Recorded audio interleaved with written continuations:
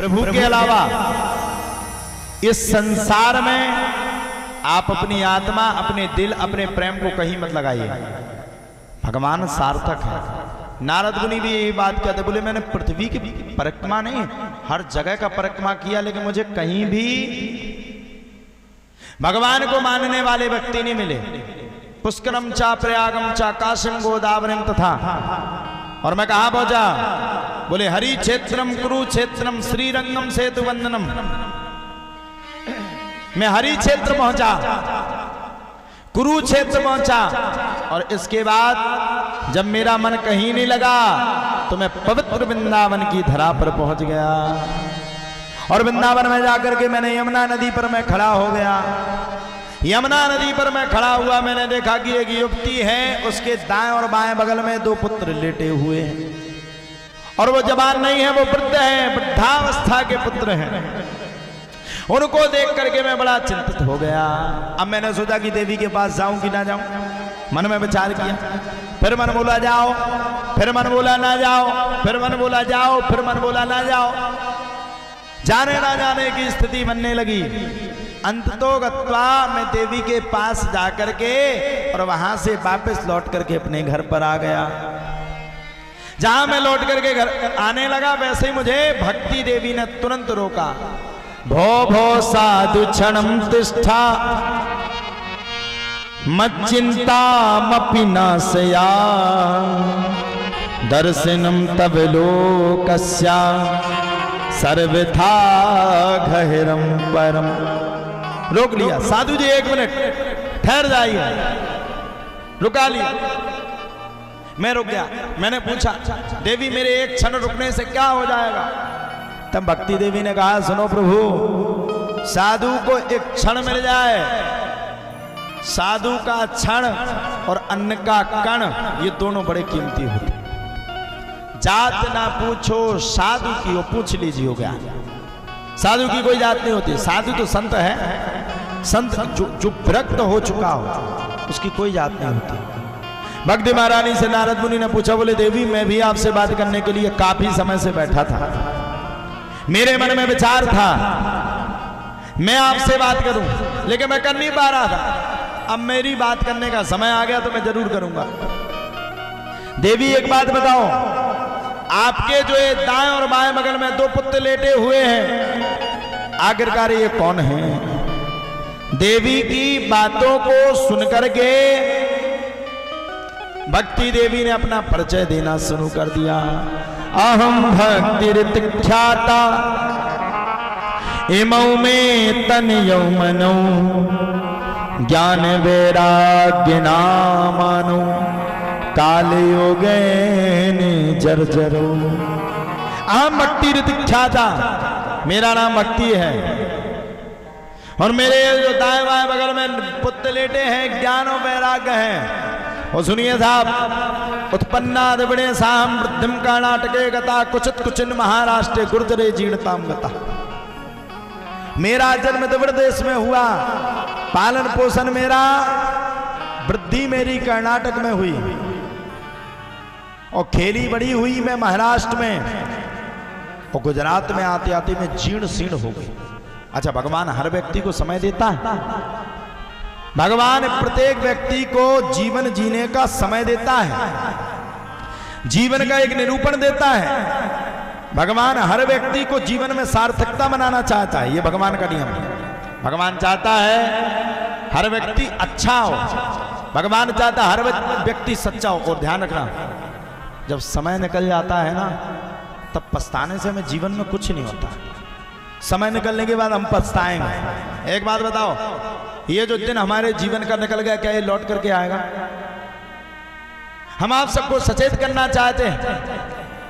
हम अपने जीवन में कमाने खाने कमाने खवाने कमाने खाने के अलावा कोई दूसरी बात ही नहीं करते।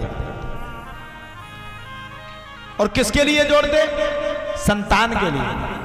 और सुनिए, पूत कपूत तो का धन संचय, और पूत सपूत तो का धन संचय। ध्यान रखना, आप कितना भी धन जोड़ लीजिए, कितनी भी माया जोड़ लीजिए, कितना भी यश रख लीजिए, कितने भी पैसा रख लीजिए, कुछ भी कर लीजिए, अगर आपने धर्म कर्म नहीं किया, आपका वही पूत कपूत बन गया तो ध्यान रखना वो आपको बर्बाद कर देगा। और पूत सपूत तो काधन संचय, और अगर वही पूत आपका सपूत बन गया, ध्यान रखना वह पूत आपके जीवन का कल्याण कर देगा, वो पूत आपके जीवन को आगे बढ़ा देगा। और ध्यान रखना वही पूत आपके जीवन के कालीन को आगे बढ़ा देगा। वह है पूत। 4 चीजों से दूर रहिए जीवन में। द्यूतम, द्यूतम यानी जुआ, पानम यानी दारू, स्त्रियां, पराई स्त्री, शूनाम, अधर्म की कमाई, इनसे आप दूर रहिए। 4 कलयुग के स्थान। किसी जीव की आप हत्या कर रहे हैं, आज उस जीव को आप मार रहे हैं, ध्यान रखना कल आपको भी वो बनना पड़ा। और अगर आपको किसी ने काट के फेंक दिया तो कितना बुरा लगेगा। इसलिए जीव की हत्या मत करिए, जीव के चक्कर में मत पड़िए। एक उपाय आप लोग करिए, जो उपाय मैं आपको निश्चित कालीन बता रहा हूं। ना भूत रहेगा, ना प्रेत रहेगा, ना पिशाच रहेगा।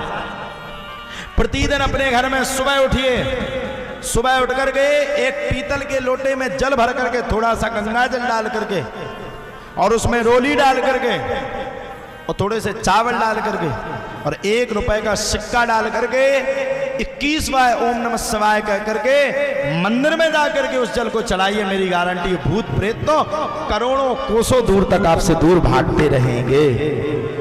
भूत पिशाच निकट नहीं आवे, महावीर। और सुनिए, दुनिया के चक्कर में मत पड़िए।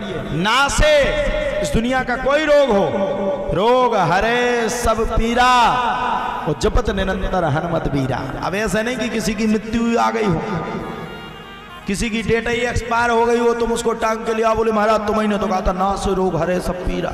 ऐसा नहीं, पर 5 पावर भगवान के हाथ में है। हानि लाभ जीवन मरण जस अप जस विधि हाथ। ये पावर भगवान के हाथ है। अब किसी की मृत्यु आ जाए, कोई डला हो हॉस्पिटल में, हो तुम उसको लेकर के आ जाओ, महाराज तुम्हें तो कह रहे थे ना से रोग हरे सब पीरा, जबन निरंतर हनुमत जे डला। सही कहा तुम। अब क्या उसको मन नहीं है, महाराज कहां से सही करें। और नहीं किया तो हाईलाइट पे निकाल दो, महाराज ने कहा था ठीक हो जाए। इसलिए भैया ये चीजें भगवान के हाथ में हैं। हानि लाभ जीवन मरण जस अब जस विधि हाथ, ये 7 चीजें भगवान के हाथ में। इसका पावर किसी को नहीं दिया गया।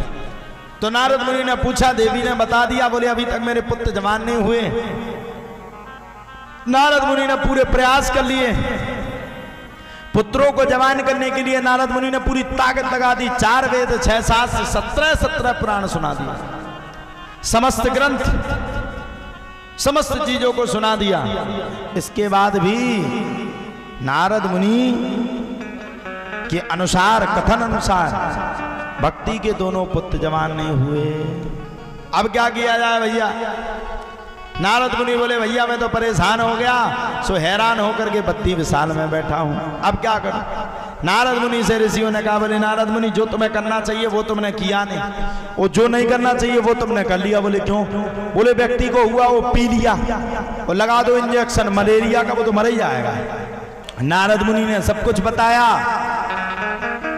चारों ऋषियों ने, सनक सनंदन सनातन और सनत कुमार, चारों ऋषियों ने तदंतर कालीन एक सांस में होकर के बड़े प्रेम के साथ नारद मुनि को बड़े प्रेम के साथ समझाया कि नारद मुनि कुछ और मत करो, श्रीमद् भागवतम शास्त्रम कलौ कीरेण भाषितम्, कलकाल में सिर्फ भागवत करो, भागवत के अलावा कुछ मत करो, भागवत में मन लगाओ। नारद मुनि को भी चारों ऋषियों ने समझाया।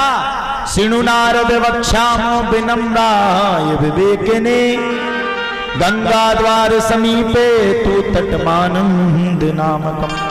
आनंद नाम के तट पर दोनों भाई आ गए, और जैसे ही भागवत की कथा प्रारंभ हुई, भाइयों ने मन लगा करके भागवत की कथा को सुना, वैसे ही साहब चकाचक हो गया, चकाचक आनंद हो गया।